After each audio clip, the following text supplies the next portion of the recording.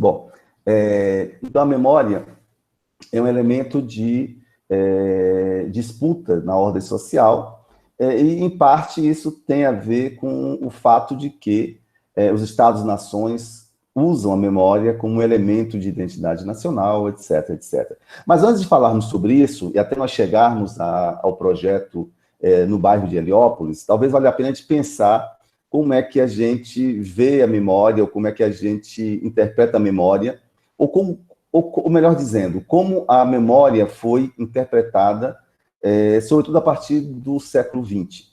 Você poderia passar, Paulo, o slide, certo? Bom, essa questão, o que é a memória, não é uma questão nova, não é da modernidade. O Aristóteles já falava sobre isso, o Santo Agostinho tem uma passagem clássica sobre o tempo e sobre a memória, e a filosofia moderna, digamos assim, que nasce lá no final do século XV, início do século XVI, essa também vai se colocar como questão, sobretudo a partir do John Locke, a questão da memória, de tratar a memória, o tempo e a identidade como um elemento fundamental. Bom, tanto na filosofia clássica, na filosofia antiga, como na filosofia moderna, a questão da memória se colocava numa perspectiva individual. Então, uma visão tradicional de pensar a memória é pensar como capacidade individual de rememorar. Isso tem a ver com qualidades, digamos, cognitivas de cada uma das pessoas, e, ao mesmo tempo, a memória seria algo como uma manutenção do passado tal qual ele se deu, ou pelo menos tal qual o agente, o sujeito, se lembrava ou se viveu aquela situação. Então, nessa visão, digamos assim, que a gente pode chamar de tradicional, talvez não seja o termo mais adequado, a memória é vista como algo que diz respeito ao indivíduo. Na filosofia moderna, isso tem a ver, obviamente, com o individualismo, mas mesmo na antiguidade clássica, com Aristóteles, isso tinha a ver com o fato de que nós, quando nos lembramos de algo, nos lembramos através dos nossos pensamentos, e é algo como se fosse uma memória que me pertence, algo que diz respeito ao meu passado individual. Ora, isso começa a mudar finais do século XIX e início do século XX. Há uma série de autores que vão começar a discutir a questão da subjetividade, não em termos do indivíduo, mas em termos do social. Bom, isso é o nascimento das ciências sociais, é o nascimento também da psicanálise freudiana, que colocava a relação, a identidade como algo que surgia da relação na família, sobretudo com a mãe, e nasce também na filosofia, e um autor importante nesse debate, bom, no campo filosófico, nós sabemos, tem a ver com o Henri Bergson, que é um autor que vai tratar diretamente do tempo e da memória, e vai dizer, olha, existe aqui algo que precisa ser pensado independente da relação, digamos,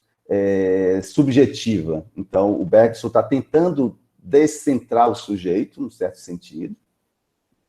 Não vamos entrar aqui no mérito se ele consegue ou não, mas ele vai trabalhar com uma questão tentando relacionar a memória, a matéria, o tempo e ao tempo, e pensando a memória não apenas da perspectiva individual.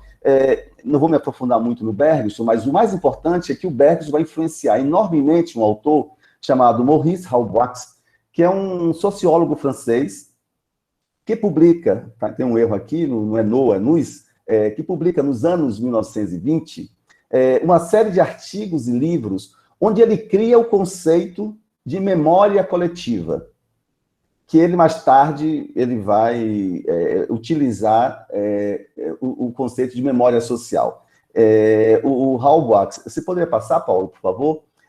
O Halbwachs é um um sociólogo que foi influenciado pelo Émile Durkheim, e imagino que alguns de vocês já tiveram aulas sobre Émile Durkheim, é um dos pais da sociologia moderna, e que tinha um pensamento que caracterizava-se, sobretudo, pelo fato de dizer, olha, muito do que nós pensamos ser individual é social, e muitas das questões que nós vivenciamos no dia a dia são influenciadas pela sociedade. Então, o Durkheim tem como principal, digamos assim, elemento de sua teoria sociológica a visão de que o social se sobrepõe ao individual. E que, muitas vezes, aquilo que nós consideramos como mais íntimo, os nossos sentimentos, a nossa forma de ver o mundo e a sociedade, foi construído de forma social dentro da sociedade. A sociedade, para o Durkheim, teria essa característica, as relações sociais teriam características de impor aos indivíduos certos valores, certas normas, isso pela coação. Então, o Halbwachs, ele, depois de estudar com Henri Bergson, que eu já falei aqui, que tem uma discussão sobre memória e tempo, vai discutir isso com Émile Durkheim, e nessa discussão, digamos, nessa interface entre Bergson e Durkheim, que o Halbwachs vai desenvolver o conceito de memória coletiva. E o que é memória coletiva por Halbwachs? Ele vai dizer, olha, muito do que... Então, duas coisas importantes que ele diz. Um pouco como o Bergson e digamos, algumas correntes fenomenalistas que estavam se desenvolvendo naquele momento, o Halbwachs vai dizer, olha, a memória não é uma questão do passado, e sim do presente. O que é que ele quer dizer com isso?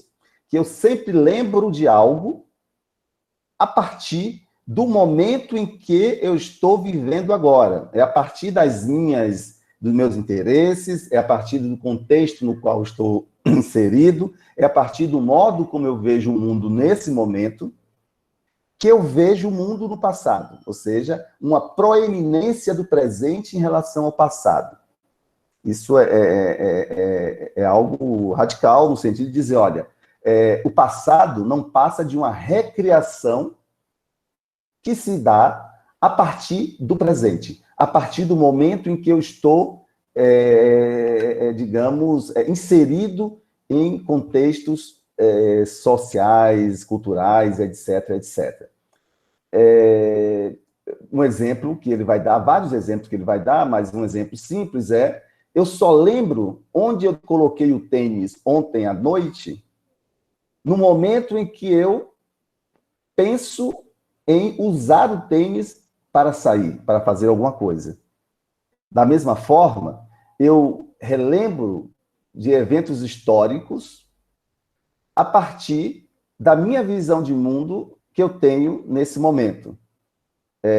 A interpretação que eu faço da história depende do momento em que eu estou vivendo no presente. E o Halbwachs vai falar sobre isso, inclusive usando a Bíblia. Ele vai tentar mostrar como a memória que se construiu, religiosa, que se construiu em torno dos lugares santos, muda com o tempo. Ou seja, na Idade Média, essa memória, o modo como se pensava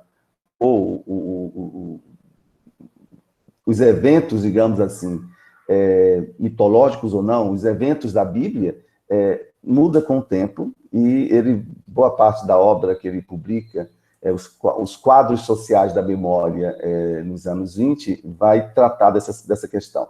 Bom, além disso, além do fato de que a memória não é uma questão de passado, mas uma questão de presente, ele vai chamar a atenção de uma outra questão, que é o fato de que... Você poderia passar, Paulo, por favor, o slide? É o fato de que essa memória, ela é também algo que se constrói de forma coletiva, e não apenas individual. E ele vai mais, ele vai dizer, olha, a memória individual, no fundo, é apenas um ponto de vista sobre a memória coletiva. Bom, e aí a gente encontra a influência do Durkheim muito claramente. o social, o coletivo, se sobrepõe ao individual. A sociedade é muito mais do que a soma das suas unidades, dos indivíduos, é algo que ganha um corpo para além da soma dos indivíduos. Então, as normas sociais, portanto, ela é fruto dessa, digamos, os indivíduos, ao se unirem, criam uma entidade nova, que é o coletivo, que é a sociedade. Há muitos pontos criticáveis, eu não vou entrar aqui na crítica que é feita à obra de Durkheim, mas esse ponto é importante para entender o que é que o Halbwachs está chamando a atenção. Ele quer chamar a atenção que, muitas vezes, as lembranças que nós temos, por mais que nós consideremos essas lembranças individuais, elas foram construídas no seio da família, foram construídas de modo a que, digamos, aquela memória, que eu me apropriasse daquela memória como se ela fosse minha. Então, se nós pensarmos aqui, cada um de nós temos memórias da infância, mas essas memórias são muitas vezes memórias vagas e elas foram se consolidando pelo fato da sua mãe, do seu pai, dos seus irmãos mais velhos, dos seus tios, dos seus amigos, etc., etc., iam construindo ou iam reconstruindo essa memória. Então, se eu penso no meu caso, sei lá, no meu caso pessoal, uma memória muito vaga que eu tenho de infância, eu devia ter uns 4 para 5 anos, foi uma viagem que eu fiz com minha mãe para a casa da minha avó, e nessa viagem, até hoje eu tenho essa lembrança na minha cabeça, que era uma espécie de um carro, algo meio mágico puxado por um animal. Bom, só que essa lembrança, ela foi, digamos, atualizada por minha mãe, que contava sempre que quando nós fomos para a casa da minha avó, quando ela foi a primeira vez que eu fui para a casa da minha avó, nós andamos de carroça. Então, no sítio da minha avó tinha um cavalo e tinha carroça. Então, isso faz com que a minha lembrança, senão ficaria algo muito vago, e essa lembrança, eu não estaria associando essa lembrança a cavalo e carroça. Porque se eu lembro com exatidão a minha lembrança de infância, era simplesmente algo, podia ser um sonho, podia ser uma coisa muito vaga. O que ele chama a atenção é que as lembranças, elas se fixam por força das interações sociais que nós estabelecemos com outras pessoas, no seio da família, no seio do grupo no qual nós vivemos, e mais ainda, se nós levarmos isso para além, na religião, ou na sociedade de uma forma geral, na política, essas lembranças, elas são fixadas também por meio dos livros de história, por meio das propagandas públicas, etc. Então, o Halbwachs, esse conceito dele é muito importante, eu acho uma sacada genial, porque antes ninguém tinha falado ainda de memória coletiva, todo mundo estava tateando para dizer, olha, a questão da memória não é só individual, ele vai e diz, não é mesmo individual, ela é coletiva, é muito mais coletiva do que individual. Então, se eu penso atualmente, por exemplo, na independência do Brasil, me vem a imagem, aquele quadro esqueci o nome do autor, acho que é Américo, alguma coisa Américo, que é onde tem lá o Dom Pedro I com a espada na mão, e a gente ouve quase ele dizendo, Pedro Américo, exatamente, Paulo, obrigado, ele dizendo claramente independência ou morte. Bom, os relatos históricos dizem que não foi bem assim, mas essa é a nossa memória, essa é uma memória, digamos, social, que todos nós partilhamos por conta desses expedientes que foram sendo construídos ao longo da história do Estado Nacional Brasileiro. Então, o Halbwachs está dizendo, olha, o social, ele influencia o individual. A memória que nós temos tanto a memória mais, digamos, imediata, mais pessoal até, numa relação amorosa, o momento em que o casal, ou trisal, não importa, mas no momento em que as pessoas envolvidas na relação amorosa se encontram, é o momento, digamos, que cada um tem um pouco uma imagem e interpretam esse encontro, mas com o tempo, a memória desse encontro acaba sendo um pouco negociado entre os dois, ou entre os três, ou não importa aqui o tipo de relação, mas o que eu quero dizer é que esse momento é um momento em que as pessoas negociam com as outras e é como se uma memória de um ajudasse a memória do outro a reconstruir algo que é novo, que não é nem a memória de um nem do outro, é algo diferente. Isso se dá numa escala coletiva, numa escala social, segundo Halbwachs, de forma muito mais forte do que nós tendemos a imaginar. E isso, bom, isso é influência muito forte do Durkheim, isso aí é uma influência, digamos, bem visível, e isso o Halbwachs, digamos, e talvez por isso, ele vai ter uma influência muito grande no âmbito da sociologia, mas também da história, porque os historiadores vão tornar isso um elemento fundamental para poder interpretar, entender certos eventos históricos a partir de então. Bom, mas se nós lembrarmos, aqui eu coloquei um exemplo, né? Eventos históricos importantes, isso se dá da mesma forma. Eu coloquei aqui eventos bem recentes, porque vocês são jovens, mas imagino que ou participaram ou presenciaram alguns desses eventos. Eu estou pensando aqui nas manifestações de 2013, talvez vocês fossem ainda muito jovens para estar participando das manifestações, ou não, mas as manifestações de 2013 foram manifestações onde muitos jovens, sobretudo estudantes, tanto secundaristas quanto estudantes universitários, foram para a rua e reivindicavam, digamos, uma nova política, fim da corrupção, etc. Eu estudei esses casos, eu participei de muitos eventos, mas se eu me lembro desses eventos, forçosamente a minha lembrança está marcada pelas, digamos, pelas interpretações que eu leio na imprensa, pelos debates que eu tive na época e depois com pessoas que também estudavam o tema, e isso é muito claro, ou seja, eu seria aqui incapaz de falar ou de descrever uma passeata típica das quais eu participei. Claro que eu tenho vagas lembranças, mas o que permanece dessas manifestações é algo que não é apenas minha memória individual, é também algo que foi construído de forma coletiva, ou pelo menos está sendo construído de forma coletiva. Eu já antecipo algo que eu vou falar um pouco posteriormente.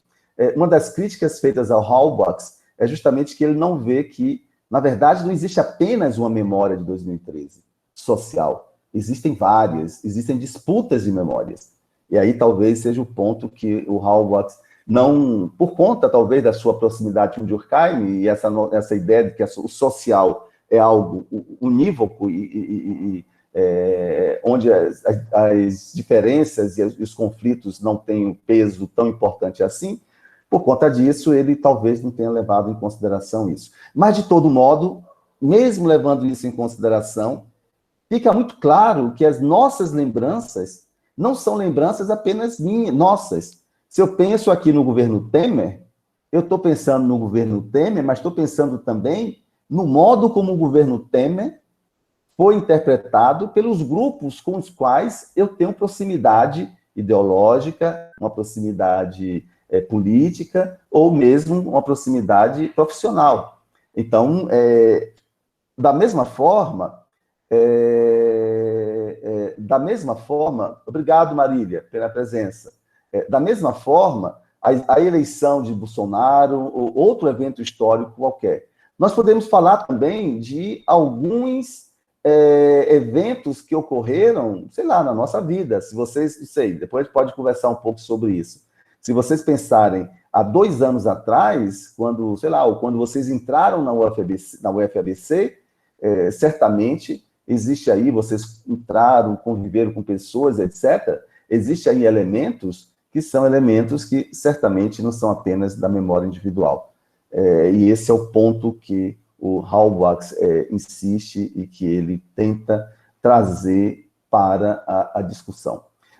Paulo, por favor, você poderia passar? Bom, como eu dizia, isso vai ser algo também importante para historiadores.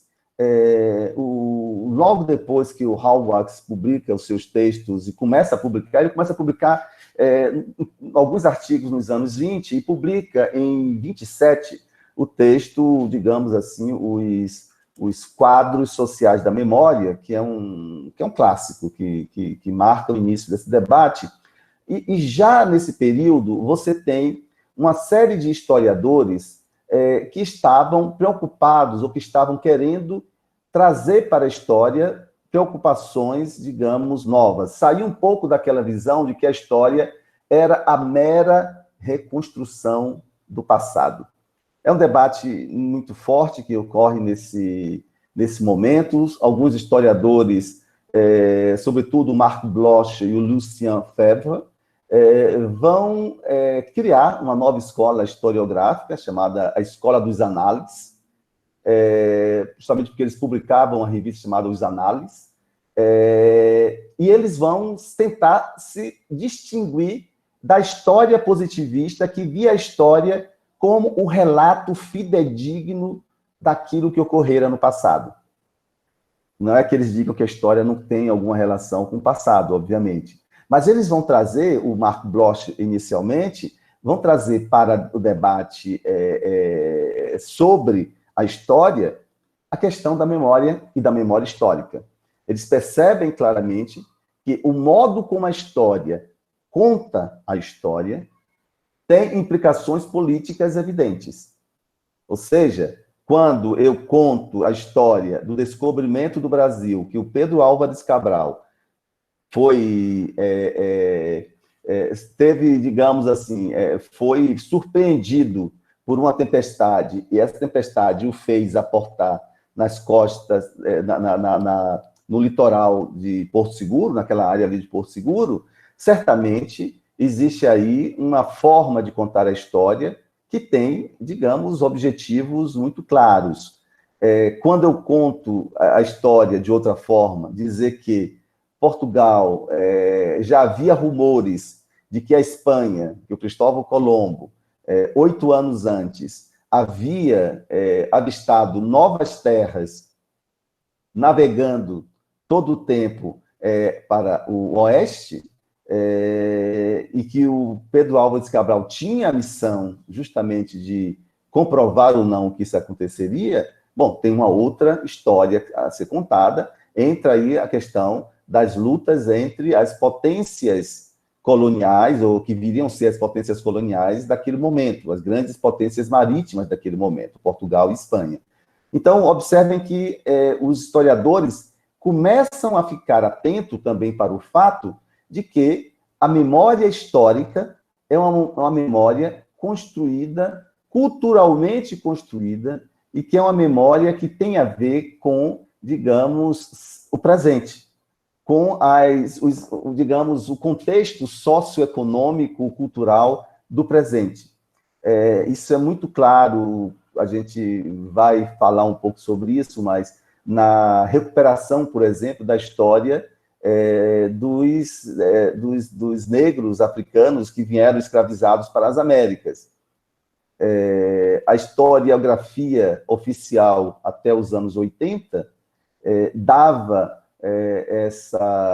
essa vinda para cá, digamos, e tendia digamos, a desenhar a situação, historicamente, a situação dos negros, marcada por uma certa apatia e por uma certa conformidade com a escravidão, enquanto historiadores mais recentes, a partir dos anos 80, vão colocar justamente em evidência a questão das revoltas, das rebeliões, dos quilombos, das resistências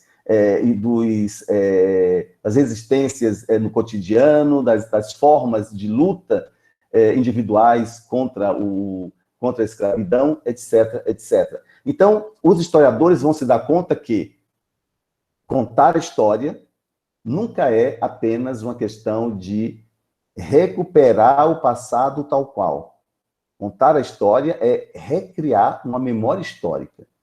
E a memória histórica tem uma importância fundamental nas sociedades contemporâneas, porque é essa memória histórica que, digamos, na qual se assenta a identidade, ou as identidades, se assentam as identidades nacionais.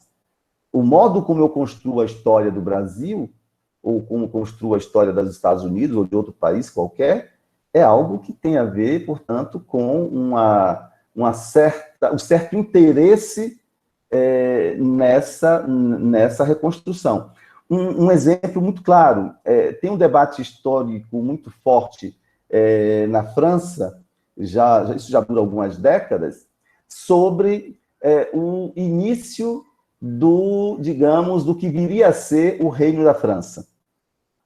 E isso estaria, digamos, lá no início da Idade Média, né, no final, logo depois da queda de Roma, lá por cerca do anos 600 e alguma coisa, e para muitos nacionalistas da extrema-direita francesa, isso teria acontecido com a conversão de um rei chamado Clovis, de uma das tribos francas que existiam nessa região, né, que hoje chamamos França. E isso, para muitos, a extrema-direita usa isso como um exemplo de que a França já nasce católica, cristã, e que, portanto, a França deveria manter a sua origem e o seu, digamos assim, as suas raízes cristãs. Obviamente, o que eles querem dizer com isso é que os imigrantes da África, do norte da África, os imigrantes vindos de outras regiões do mundo que professam religiões não cristãs deveriam, digamos, ser controlados ou mesmo expulsos, para que a França mantivesse as suas origens históricas e suas origens religiosas, pelo menos, raciais e religiosas puras. Obviamente que isso é uma recriação da história. Outros historiadores vão dizer, olha, o rei Clovis, há relatos de que ele realmente se converteu em tal ano, mas isso se deu meramente por razões geoestratégicas. Ele queria o apoio da igreja para lutar contra outros reinos que também reivindicavam, que eram também francos e que reivindicavam, digamos, um controle daquele território. Então, observe que aí a questão é outra. O que eu quero chamar a atenção é que, gente, eu estou olhando aqui, tem alguns erros. Eu estou usando o OpenOffice, e o OpenOffice, quando eu utilizo para fazer os slides, ele não tem o corretor de português. Então, passam alguns erros aí, mas são questões aí que não dificultam a compreensão de vocês. Mas, voltando, então, para a questão da França, o que está em jogo aí na verdade, as lutas que se dão na contemporaneidade, no final do século XX, início do século XXI, acerca da imigração. É por isso que essa história é recontada dessa forma. Então, os historiadores vão ficar muito atentos a isso e vão chamar atenção para isso, dizer que todo relato histórico é um relato que tem uma motivação ligada ao presente, ligada ao contexto no qual o historiador está inserido, que não deve ser esquecido. Além disso, sobretudo um outro historiador, esse a partir dos anos 50, o Pierre Nora, ele vai falar sobre a questão do modo como essa memória histórica se perpetua, e sobretudo nos livros didáticos, mas nos livros de história oficiais, e nos monumentos. Se a gente anda pela cidade, qualquer cidade da contemporaneidade, a gente sabe que as cidades estão povoadas de monumentos. E esses monumentos, eles estão lá para lembrar algo que, em algum momento, era considerado como importante.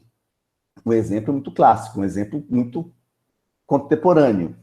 A gente sabe que em vários países do mundo existem monumentos de figuras históricas que se enriqueceram com o tráfico negreiro, com o tráfico de escravos vindo da África. Hoje, há um debate muito grande para que esses monumentos sejam, digamos, retirados e que se coloque no lugar vultos que lutaram contra a escravidão. Obviamente que o que ele está querendo chamar a atenção é que o que mudou, ou seja, os monumentos surgem para fixar um certo ponto de vista da história. Mas isso é constantemente discutido a partir dos pontos de vista de outros momentos históricos. Então, nós vemos claramente isso. Aqui em São Paulo, na Grande São Paulo, a gente vê isso claramente nos monumentos dedicados aos bandeirantes. Não sei se vocês acompanham ou já viram esse debate na imprensa. Há um debate muito grande sobre esses monumentos. Quem for Ibirapuera vai notar que, frente àquele monumento belíssimo, inclusive, né, que foi realizado pelo Becheré, que é um dos grandes nomes da escultura modernista no Brasil, tem sempre uma viatura de polícia. A razão para aquilo é porque, quando não há viatura de polícia, alguns grupos vão lá e picham e colocam o nome. Os bandeirantes foram assassinos, os bandeirantes assassinos de indígenas, os bandeirantes de indígenas e de escravos, os bandeirantes foram aqueles que estupravam as indígenas, etc, etc. Então, observe que aí existe uma negociação, um conflito, ou visões diferentes de memória, e o Pierre Nora vai dizer, olha, os monumentos foram importantíssimos para a fixação de uma memória histórica nacional. Então, quando essa memória histórica nacional é reavaliada, ou é redimensionada, os monumentos também entram digamos, há uma tentativa de se pensar os monumentos, inclusive de se, digamos, retirar esses monumentos dos locais públicos. Boa tarde, Cananda, seja bem-vinda. Então, o Nora vai justamente mostrar a importância dos lugares de memória, né, dos monumentos, para a simbologia do pertencimento a uma sociedade, ou seja, a identidade nacional. E isso é algo muito forte, e esses lugares da memória são...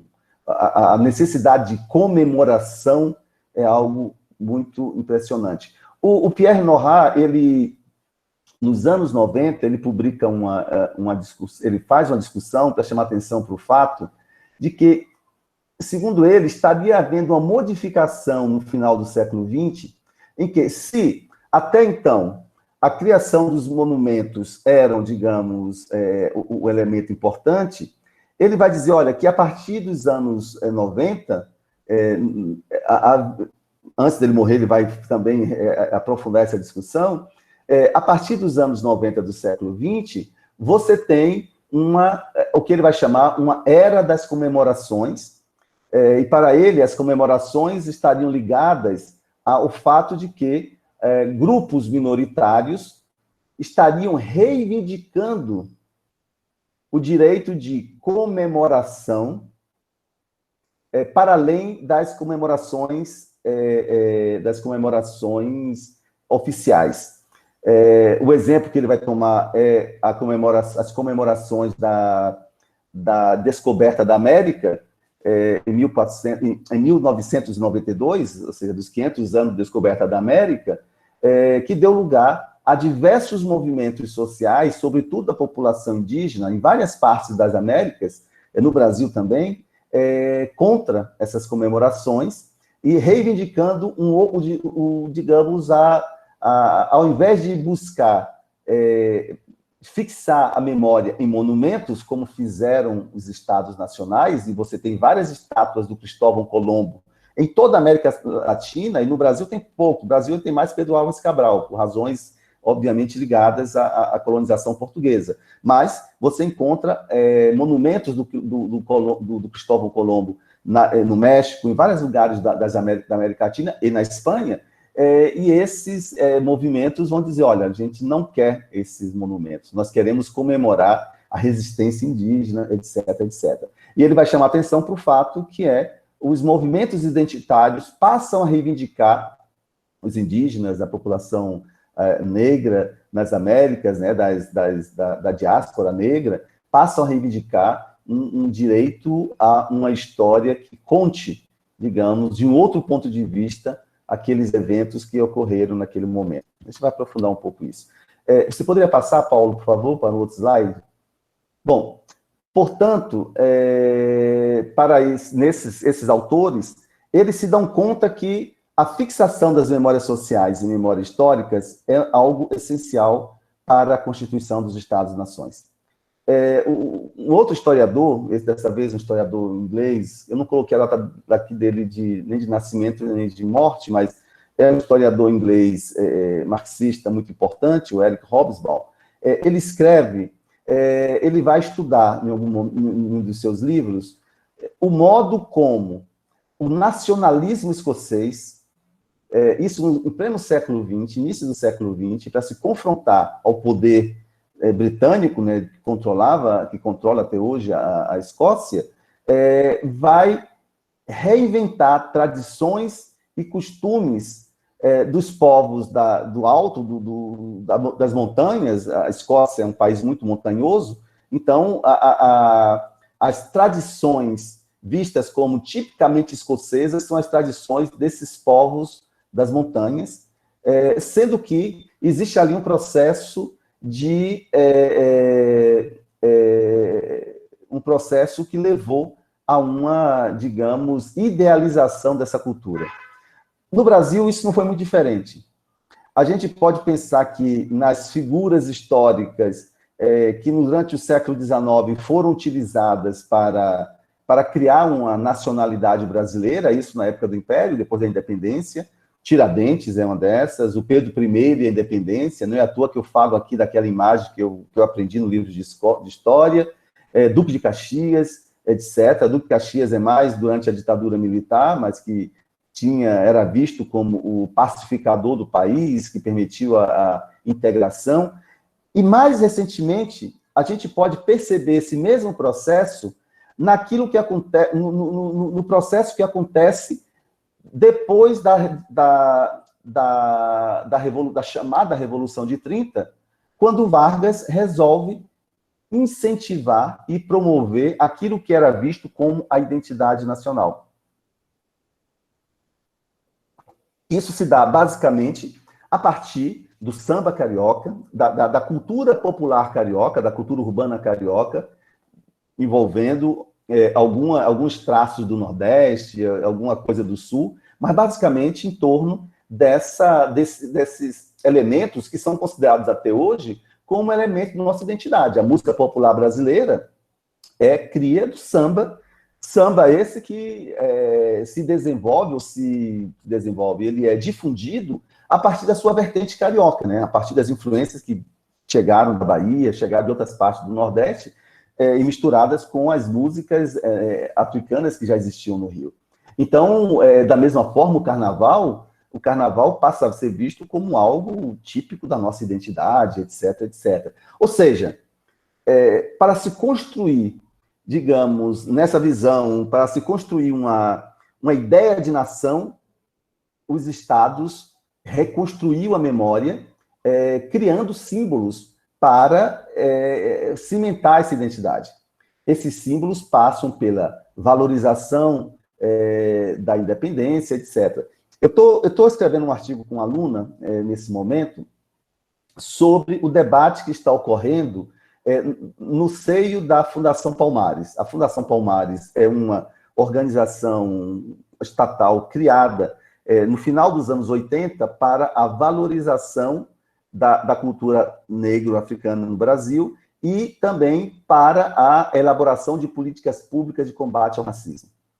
E essa fundação, ao longo das últimas 2 décadas, 2, 3 décadas, ela se especializou em promover uma valorização da cultura negra de acordo com aquilo que o movimento negro vê como algo, digamos, a ser valorizado.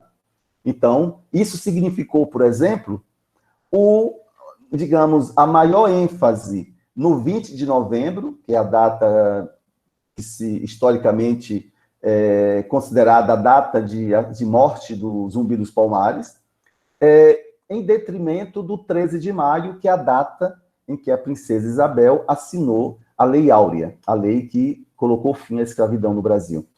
Ora, o que está acontecendo? Isso aconteceu, obviamente, porque os movimentos sociais negros passaram a reivindicar uma outra memória em que a população negra e as lutas da população negra fossem valorizadas durante o período colonial e imperial. Ora, o que acontece depois do governo Bolsonaro e nesses últimos 2 anos é que a Fundação Palmares tem promovido uma série de mudanças. Eles tentaram, por exemplo, no dia 13 de maio do ano passado, eles escreveram uma série de artigos no site da Fundação Palmares, questionando, não a existência, mas questionando a figura histórica do Zumbi dos Palmares, colocando que o Zumbi dos Palmares tinha escravos, que o Quilombo dos Palmares não era o paraíso para todos os negros, alguns negros tinham mais poder do que outros, alguns, inclusive, eram escravizados, questionando, inclusive, digamos, o caráter de luta anti-escravagista dessas lutas, dos quilombos, e revalorizando a figura da princesa Isabel, dizendo que a princesa Isabel, ela trouxe, ela perdeu o trono pelo seu ato, e, portanto, ela deveria ser valorizada. E, além disso, com o fim da escravidão de forma legal, a princesa Isabel queria criar uma sociedade em que as diferenças raciais não tivessem um peso, digamos assim, tão importante quanto em outras partes do mundo. Obviamente que, em torno disso, há uma visão de que as relações raciais no Brasil, elas são relações que são marcadas não por preconceito, mas por uma convivência pacífica. Eu não vou entrar muito nessa discussão, porque esse é um tema que vem lá dos anos 30, está ligado à obra de um autor chamado Gilberto Freire, mas que o Estado brasileiro, ao longo do século XX, adotou esse discurso como algo característico da sociedade brasileira e algo que comporia a identidade nacional. Ora, e por essa razão, cultuar a princesa Isabel era muito bem-vindo. Ora, quando o movimento negro surge, ou ressurge nos anos 70, e ganha força a partir dos anos 90, dos 80 e 90, esse movimento quer mudar essa narrativa, histórica, e quer mostrar que não, que houve sempre muita resistência, que houve sempre muita luta, e que o racismo no Brasil ainda está presente em várias esferas da vida social. Então, observem que a gente está falando aqui de embates simbólicos importantes, né, que dizem respeito a políticas importantes, mas o pano de fundo disso é um embate em torno da memória, dessa memória histórica. Ou seja, a gente está aqui justamente falando da memória enquanto elemento de lutas sociais, simbólicas e políticas. Portanto, a memória não pode ser vista apenas como, voltando então ao Halbwachs, como uma questão individual. Eu não tenho a minha memória e vocês têm a memória de vocês.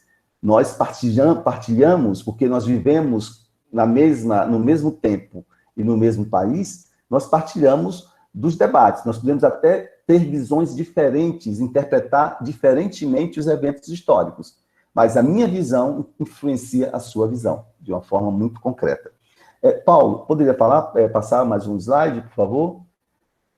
Bom, mas, como eu disse, o conceito de memória coletiva do Halbwachs, ele também foi criticado, e foi criticado, mesmo os autores que reconhecem a importância desse conceito para se pensar a história na contemporaneidade, né, e os debates que acontecem em termos históricos, eles vão dizer, olha, mesmo essas pessoas dizem, olha, o fato é que ele não dá muito espaço para alguns fenômenos importantes, não apenas a questão da memória individual, que aí é importante também, mas para o fato de que existem tensões sobre a memória em uma dada sociedade. E aí eles não levam em conta, por exemplo, a questão do esquecimento.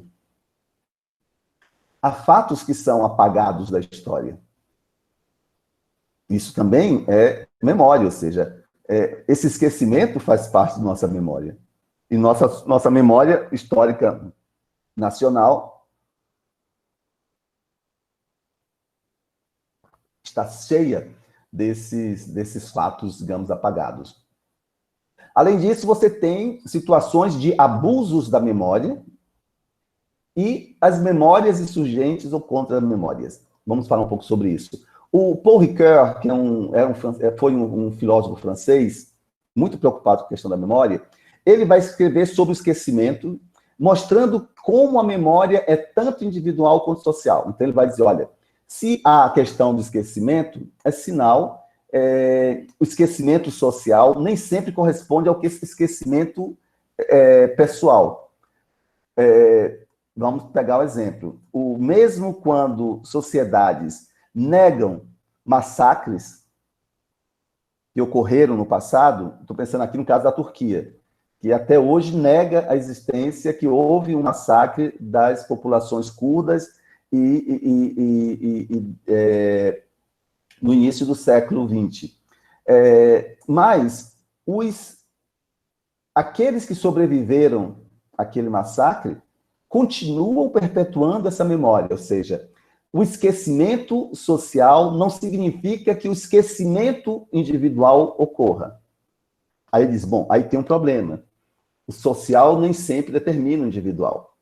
Então, olha, o Raul Bax, por mais que ele tenha sido genial em criar o conceito, ele não se deu conta que existem duas esferas, a esfera do indivíduo e a esfera do social e do oficial, da memória histórica, de um sentido mais amplo. O Raul Bax diria, bom, mas se essa memória dos sobreviventes persiste, é porque, de algum modo, eles mantêm, digamos, uma rede de apoio entre eles para perpetuar essa memória. É verdade, o próprio Ricoeur vai chamar atenção para isso. Mas isso não significa que, muitas vezes, pessoas isoladas mantenham essa memória. O Ricoeur, só para pensar um pouco de como a história individual influencia a obra dos autores, ele é um autor que ele foi, durante a Segunda Guerra Mundial, ele foi feito prisioneiro, ele é francês, foi feito prisioneiro pela Alemanha, e foi usado como trabalhador forçado na Alemanha nazista. Como os homens alemães estavam, em grande maioria, na guerra, os prisioneiros iam para a Alemanha para trabalhar nas fazendas, etc., e ele é um trabalho escravo, né? Então, ele foi, digamos, trabalhador escravo durante uns 3 anos na Alemanha, e escreveu uma obra importante, a primeira obra importante dele. Ele também era muito religioso, e o fato o único livro que ele tinha acesso era a Bíblia. Ele escreveu nos espaços da Bíblia que não estavam escritos. Então, nas margens da Bíblia, ele escreveu aquilo que vai ser depois a tese de doutorado dele. Então, é alguém que teve essa memória, que tem essa memória da sua estadia durante o regime nazista, né? Durante a sua escravidão forçada durante o regime nazista, e vai dizer, olha, as vítimas têm memórias de massacres, de genocídios, os sobreviventes desses massacres, eles têm essa memória, independente daquilo que se diga no plano social. Essas pessoas sofrem muito, algumas se suicidam. Então, foram muitos os casos de sobreviventes dos campos de concentração nazistas que se suicidaram depois da guerra, porque eles não conseguiam conviver com sua memória. Bom, então, ele está dizendo, olha, tem aqui um problema que dois problemas teóricos. A memória ela é individual também, e outro, sobretudo de eventos trágicos, e outro, talvez mais importante ainda, o esquecimento a manipulação da história para manter o esquecimento, para criar o esquecimento de alguns fatos que a sociedade não quer reconhecer. Isso tem um debate histórico muito interessante também na França sobre o chamado colaboracionismo. Ou seja, durante a guerra, a França foi invadida pela Alemanha e foram muitos os franceses que colaboraram com o regime nazista, inclusive denunciando judeus para serem deportados. E isso é um debate até hoje muito controverso na França. Bom, a memória para ele, digamos, é o único meio que os indivíduos têm para acessar o passado, mas, bom, isso ocorre tanto com memória individual quanto com memória social. E, na verdade, existe aí uma interface entre as duas, certamente, mas que a memória individual também tem um peso importante. Paulo, você poderia passar para outro slide, por favor? Um outro autor que vai tratar essa questão da memória de um ponto de vista, digamos, não criticando diretamente, mas de um ponto de vista mostrar o quanto a memória, o debate sobre a memória tem outras implicações, é o que ele vai chamar de abuso da memória. É o Sivan Todorov, que é um autor búlgaro, de origem búlgara, mas que fugiu do comunismo, do stalinismo na Bulgária e se fixou na França, e adotou a cidadania e escreve em francês. Ele vai chamar a atenção para o fato de que, muitas vezes, um grupo se apropria de uma memória e torna, digamos, essa memória um elemento para ganhar simpatia de outros grupos. Ele vai falar, isso causou muita controvérsia, ele vai falar explicitamente dos judeus, né, e da memória em torno da Shoah, ou do Holocausto, onde ele diz o seguinte: é claro que o que aconteceu no Holocausto é extremamente grave e que nós devemos, sim, ter a memória muito viva sobre isso para que isso não se repita. Mas o que ele diz é que, muitas vezes, essa memória é utilizada para negar o direito a outros grupos que também sofreram tanto quanto os judeus naquele momento ou depois. Ele vai dizer que, muitas vezes, existe um abuso da memória para se criar uma espécie de capa protetora de um grupo. Isso é algo que é utilizado, inclusive, pelo Estado israelense, que utiliza essa questão do Holocausto como um elemento para cobertar, muitas vezes, atos gravíssimos que são praticados pelo próprio Estado de Israel. Então, o Todorov vai dizer, olha, muitas vezes, a recuperação de um tipo de memória serve para escamotear atos que são tão condenáveis ou tão graves quanto aqueles atos que são rememorados. Então, o Todorov vai dizer, olha, a gente precisa ter cuidado com essa questão dos abusos da memória. Alguns grupos podem querer reivindicar alguns direitos porque seus antepassados sofreram situações constrangedoras no passado. Então, ele nos mostra o quanto a memória pode ser usada para justificar certas ações ou para promover certos esquecimentos históricos. Bom, no Brasil, a gente vê esse debate sobre os crimes da ditadura militar, como, muitas vezes, a gente tem uma tentativa de recriar a história ou para evitar que determinados fatos tenham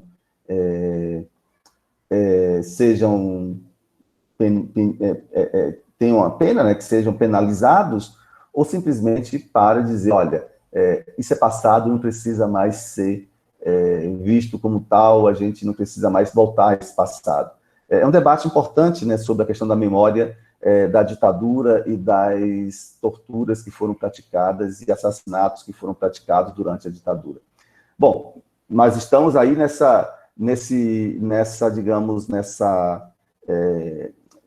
lugar de debate acerca tanto dos abusos quanto dos esquecimentos. No caso da ditadura militar, é um pouco também do esquecimento. Paulo, por favor, poderia passar o próximo?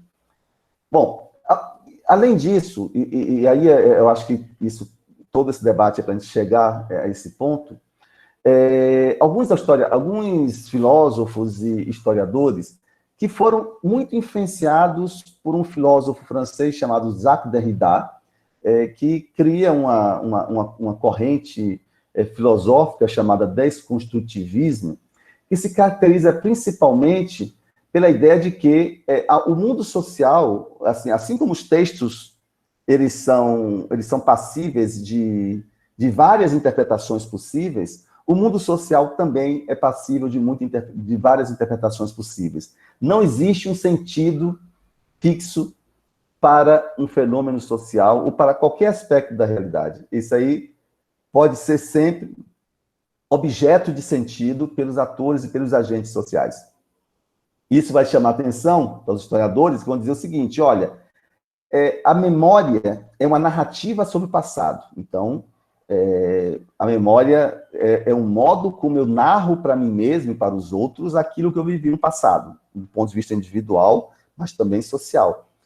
E como narrativa, ele pode dar lugar a contranarrativas. Um exemplo, aquela narrativa que eu tenho da minha infância, uma das primeiras lembranças de infância, a minha irmã, que viveu, que é um pouco mais jovem do que eu, tudo bem, ela era mais jovem naquele momento, ela tem uma visão totalmente diferente daquele evento. Ela pode ter, no caso, ela não se lembra, mas ela pode ter uma visão totalmente diferente daquela visão que eu tinha. Então, a minha irmã, ela pode ter uma contranarrativa sobre a minha narrativa na minha memória. Então, memorialística. Então, o mundo social, assim como a história, é perpassado por narrativas e contranarrativas. Então, se isso dá lugar a contranarrativas, é sinal de que a memória ela pode ser objeto de interpretações diferentes e de narrativas diferentes, a depender dos interesses ou a depender da subjetividade de cada indivíduo e a depender também do modo como um grupo, de uma comunidade ou como um grupo vê a si mesmo. E é isso que eu acho que é interessante. O historiador Peter Brook, ele se dá conta disso e ele vai dizer que a história ela é como uma narrativa culturalmente marcada. Ou seja, a história que eu conto, a história da Segunda Guerra Mundial. A história que os americanos contam, a história oficial, não é a mesma história que os russos, que os alemães ou que os japoneses contam. Nem que os ingleses contam, nem os franceses. Então, a história que nós contamos, a história da Guerra do Paraguai é uma história contada no Brasil e uma outra história contada no Paraguai. No Brasil, tende-se a reafirmar o empoderamento do exército, que provocou mudanças muito importantes posteriormente. No Paraguai, tende-se a colocar em primeiro plano o extermínio quase que total da população do sexo masculino no Paraguai naquele momento. O Paraguai ficou praticamente só com crianças e velhos e mulheres. Os homens em idade adulta praticamente desapareceram.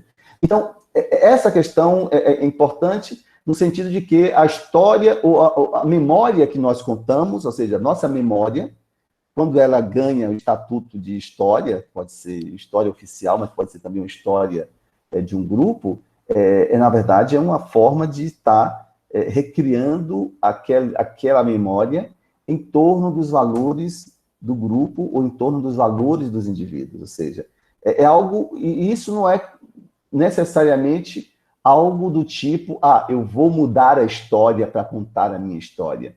Não, as pessoas podem usar os métodos científicos da história, analisar os documentos, ir atrás dos documentos, não é nada de manipulação da história, mas só que, por estar culturalmente, subjetivamente, simbolicamente engajados em outros projetos, a história contada vai ser uma história diferente, vai ser contada de um outro ponto de vista. E isso é algo que esses autores chamam atenção para o fato de que o Ricoeur vai usar uma expressão muito interessante, que é as sociedades humanas são sociedades marcadas por guerras de memória. Memórias individuais, memórias entre grupos. A memória que os homens têm de uma guerra não é a mesma memória que as mulheres têm. Em geral, os homens partem para a guerra, têm o medo, têm a bravura, etc. As mulheres ficam. E as mulheres que ficam, a memória é da necessidade. Os relatos, digamos, autobiográficos vão mostrar isso claramente. Então, isso é algo fundamental para a gente entender que as sociedades humanas são sociedades marcadas por narrativas que muitas vezes são narrativas conflitantes, narrativas que buscam reconstruir o passado de uma forma independente. Você poderia passar, Paulo? Acho que é a última que está vindo aí. Ok, ainda não é a última, tem outra ainda. Bom, exemplos disso, eu já falei de alguns desses exemplos, as memórias em torno da escravidão e das lutas quilombolas durante a colônia e o império no Brasil, as lutas feministas e o lugar das mulheres na cena social. Nós vivemos exatamente isso, nós estamos nesse contexto. Se você pensar em todo o debate que acontece na mídia, na rede social, são debates muito próximos a isso, ou seja, tem sites especializados em recuperar o protagonismo das mulheres, ou das mulheres negras, ou das mulheres, na história, na ciência, na vida social de um modo geral. Da mesma forma, tem grupos especializados em recuperar o papel dos intelectuais negros nas lutas sociais negras, etc. Então, as histórias dos grupos de lutas populares, etc., eu acho que isso passa muito pela tentativa de revalorizar ou de criar uma narrativa diferente daquela narrativa considerada, muitas vezes, como uma narrativa colonial, etnocêntrica, falocêntrica, e que expressa os interesses dos homens brancos, essencialmente. Então, são outras narrativas que aparecem e que vão mostrar, olha, a memória, ela é multifacetada. Nós precisamos fazer emergir uma outra memória que seja uma memória diferente daquela que tradicionalmente é vista como a memória oficial. Bom, e se a gente está aqui falando sobre isso, é porque em Heliópolis existe essa tentativa, ou essa busca de uma memória, ou de recuperar uma memória da perspectiva e que expresse os valores e as, digamos, as especificidades da comunidade, que eu acho que é muito interessante pensar isso, ou seja, significa pensar tanto no lado social e multiforme da memória em Heliópolis, ou seja, você tem homens, mulheres, você tem trabalhadores, pequenos comerciantes, que todos eles têm uma memória um pouco diferente e divergente, etc. Mas se pensarmos em termos políticos, muitos dos interesses desses grupos são comuns, então eles estão interessados em revalorizar a luta, revalorizar o processo que levou à criação daquela comunidade, desde os primeiros, das histórias que eu já ouvi, de pessoas que chegavam muitas vezes migrando de outras regiões, ou do estado de São Paulo, ou de outros estados do Brasil, que se fixaram nessa região, que construíram suas casas, a luta pela terra, a luta pela melhoria das condições de vida, pela melhoria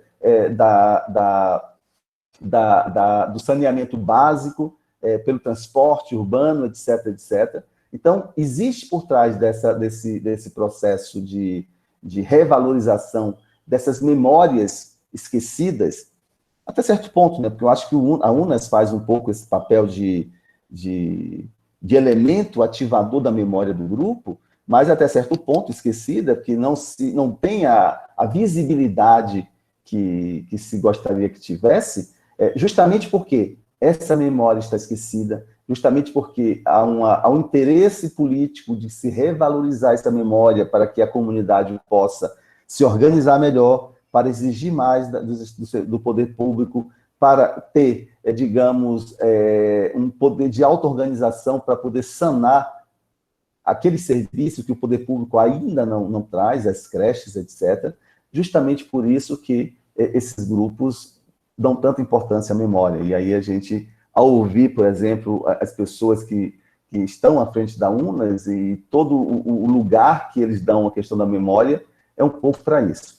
E como fazer isso? Você poderia passar, Paulo, por favor, o próximo slide? Sim, esse já é o último, então. E como fazer isso? Esse é o dilema que a gente tem, né, nesse projeto. A gente sabe que tem um acervo, né? A Marília não está aqui, mas a Marília já falou várias vezes que eles têm um acervo muito grande na própria UNAS, e que esse acervo provavelmente são documentos, são vídeos, mas além disso a gente vai precisar, talvez, fazer, digamos, ir em busca de outros materiais, as histórias de vida, então, encontrar as pessoas mais idosas e não apenas entrevistá-las para um vídeo, mas, quem sabe, fazer entrevistas aprofundadas para montar um banco de histórias de vida dessas pessoas. Então, entrevistas de 2, 3 horas, onde elas possam contar a sua vida, desde quando elas saíram de seus lugares de origem até chegar em São Paulo e Heliópolis, especificamente. Então, um pouco de história oral, então a gente há essa possibilidade, talvez seja um caminho, certamente nós vamos ter que trilhar, quando as condições sanitárias permitirem. Em geral, essas pessoas não têm acesso à internet, ou pelo menos não sabem lidar com a internet tão bem quanto vocês, mais jovens. Tem os documentos, né, que aí o acervo da UNAS é algo fundamental. Há também os acervos pessoais, que a gente precisa cair em campo. As pessoas mais velhas, talvez elas tenham fotos, talvez elas tenham documentos que foram escritos, escrituras de casas, tudo isso é material que a gente precisa recolher. Bom, tem os vídeos que já existem, que foram filmados, e os que nós podemos filmar também, matérias de jornais, etc. Então, esse projeto, ele visa... A gente vai falar um pouco mais sobre isso no próximo encontro, no próximo sábado, mas não comigo, mas com o professor que virá falar sobre essa parte mais de acervos e de museus, etc. Mas, certamente, o que está em jogo em torno desse projeto é a questão de construção de uma narrativa memorialística do grupo, que seja uma narrativa onde o grupo se sinta representado, onde o grupo se veja, onde os esquecimentos não sejam feitos em detrimento da memória das pessoas que compõem esse grupo. Então, é uma luta um pouco contra o esquecimento, no sentido amplo, obviamente, no sentido de que, tanto contra os esquecimentos que a história oficial trazem para que a gente possa entender o que aconteceu aqui nesse bairro, como também os esquecimentos que a gente... que o próprio grupo, muitas vezes, reproduz. E isso, só um trabalho de campo bem feito, só uma pesquisa ampla, como a gente pretende realizar, pode ajudar a reduzir esse ato entre uma memória que se quer oficial, que está a gente entra no site da prefeitura e vê os bairros, você tem uma história oficial, mas há também essa história subterrânea, essa história que ainda muitas vezes aparece nos documentos da UNAS, mas que precisa ganhar maior visibilidade. Bom, pessoal, eu falei bastante, né? A gente pode bater um papo sobre tudo isso que eu falei, mas a ideia é que a gente possa pensar que o debate sobre memória é um debate teoricamente importante, esse eu tentei mostrar, e não me aprofundei nos autores aqui, até porque a gente não tem espaço para isso. Teoricamente importante, que diz respeito ao modo de entender a sociedade, mas não só a sociedade, a relação ao tempo, a relação ao presente. Então, tem um debate filosófico aí fundamental, mas também politicamente importante. Quando a gente fala de memória, a gente está falando do que a gente quer valorizar na nossa história e o que a gente quer, como nós queremos ser vistos pelos outros. E certamente isso é uma questão política fundamental. Bom, é isso. Falei demais. Dúvidas, questões, ideias, sobre tudo isso que eu vim te falar.